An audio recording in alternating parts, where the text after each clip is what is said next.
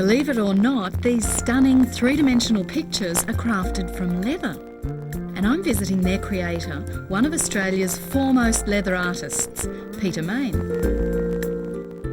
So Peter, what are we going to do today? We're going to take a timber frame, we're going to add some elements to it, and we're going to cover it with leather. Glue and tape some paper rope, and then add some short lengths of dowel to form contours on the frame. Then cut out a piece of leather a little larger than the frame.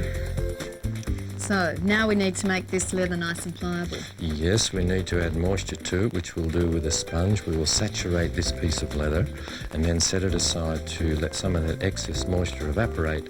The leather must be moist to work, not wet. Brush some PVA along the inner edge of the frame, then lay the leather over the top, pressing down to stretch it into the corners.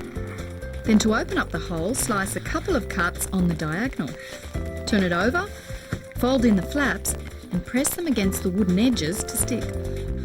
So Peter, this is one of our basic little tools. Yes, the bone folder made from genuine plastic. It's used for smoothing out leather, helping in folds. The other tool that we'll be using is a modelling tool.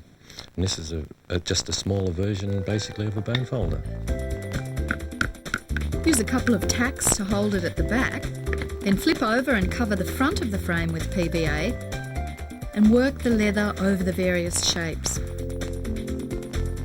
Glue and cover the sides, and to finish, fold any excess leather over the back, which you can trim off later, and allow it to dry. So that's our picture frame in its natural state, but we're going to add a bit of colour. So Peter, what do we use? We're going to use a spirit-based dyes. These are transparent, and I'll let the natural grain of the leather show through. First, apply a base coat of yellow. And when it's dry, sponge on a tan dye for a lovely rich look. Oh, you're doing a wonderful job. To protect your work, seal it with leather finish, and to emphasise your three-dimensional design, apply a little gold wax. So if you feel inspired, why not go down to your local leather supplier, pick up a piece of leather or a few basic tools, and let your hands and your imagination do the rest.